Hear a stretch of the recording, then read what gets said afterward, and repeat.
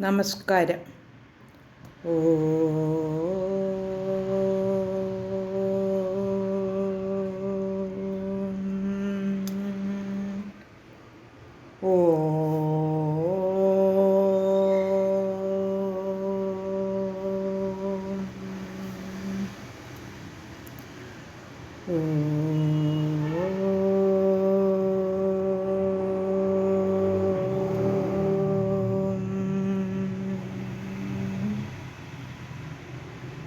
ശ്രീമദ് വാൽമീകി രാമായണം ധ്യാന ശ്ലോകങ്ങൾ.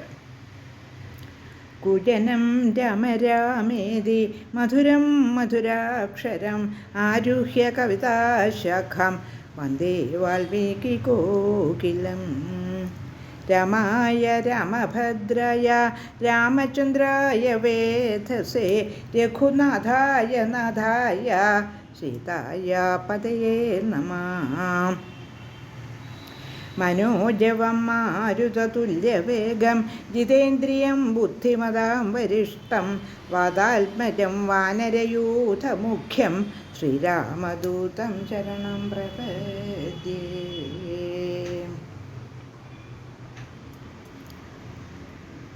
ശ്രീമദ് വാൽമീകി രാമായണം അയോധ്യാകാന്ഡം സർഗം 79 8 വരെയുള്ള ശ്ലോകങ്ങൾ നാം ചിന്തിച്ചിരുന്നു. ഇന്ന് 9 തുടങ്ങി 17 വരെയുള്ള ശ്ലോകങ്ങൾ ഏകദേശമായ അർത്ഥം ഒന്ന് നോക്കാം.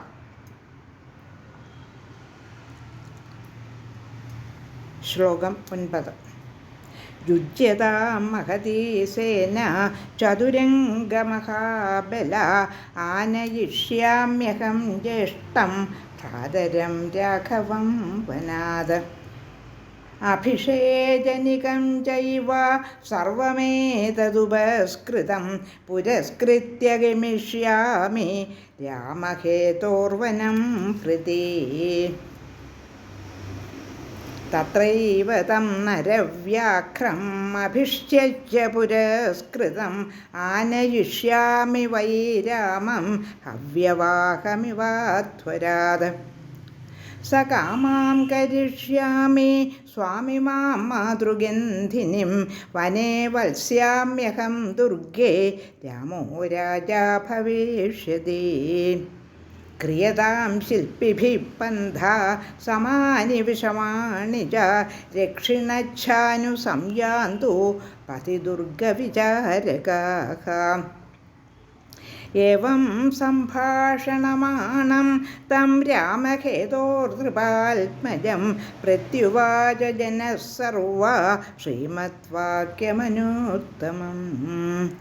ഏവം തേ ഭാഷമാണസ്യ പത്മാത്രിരുപദഷ്ടിതാം യസ്ത്വം ജ്യേഷ്ഠേ നൃപസുതേ പൃഥിവീം ദാതുമേച്ഛസി.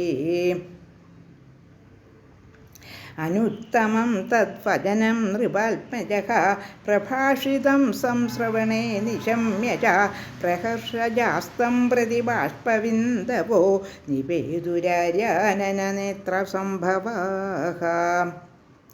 ഊജുസ്തേ വചനമിദം നിശമ്യ ഹൃഷ്ടാഃ സാമാത്യസപരിഷദോ വിയാതശോകാഃ. പന്ഥാനം നരഭക്തിമാൻ ജനച്ഛ യാദിഷ്ടസ്തവ വചനാച്ഛ ശില്പിവർഗഃ.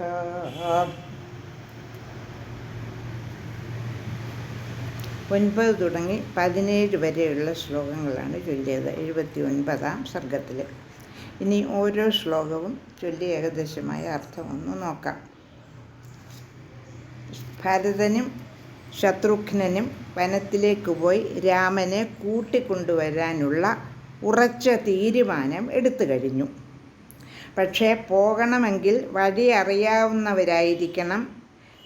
അവർ പോകുന്ന വഴിയെല്ലാം വളരെ സുഗമമായിരിക്കണം. കുണ്ടും കുഴിയും ഒന്നും കാണരുത്. ചതുരംഗസേനയോടുകൂടിയാണ് പോകുന്നത് രാമനെ എതിരേറ്റു കൊണ്ടുവരാനായിട്ട്. രാജാവായി അവിടെ വെച്ച് തന്നെ അഭിഷേകം ചെയ്ത് വളരെ ഉചിതമായ വാദ്യഘോഷങ്ങളോടും ചതുരംഗസേനയോടും ഒക്കെ കൂടി കൊണ്ടുവരാനാണ് ഉദ്ദേശിക്കുന്നത്. അപ്പോൾ അങ്ങനെ പോകുമ്പോൾ വഴി വളരെ സുഗമമായിരിക്കണം, കുണ്ടും കുഴിയും ഒന്നുമില്ലാതെ ഒരേ നിരപ്പായിരിക്കണം വഴി. അപ്പോൾ ഓരോ കർമ്മത്തിലും വിദഗ്ധരായ എല്ലാ ആളുകളെയും കൂട്ടിക്കൊണ്ട് പോവുകയാണ്. ഓരോ കാര്യം ചെയ്യാനും നല്ല വശമുള്ളവർ, നല്ല അറിവുള്ളവരെല്ലാം പോകണം. പിന്നെ പ്രജകളും കാണും കൂടെ. അങ്ങനെ വലിയൊരു മഹാസമുദ്രമാണ് ഇപ്പോൾ വനത്തിലേക്ക് പോകാൻ ഉദ്ദേശിക്കുന്നത്. അതിന് തക്ക ഒരുക്കങ്ങളെല്ലാം ചെയ്തു കഴിഞ്ഞു. ഇനി അവർ പോകാൻ ഒരുങ്ങുകയാണ്. 9-ാമത്തെ ശ്ലോകം ചൊല്ലി അർത്ഥം എന്താണെന്ന് നോക്കാം.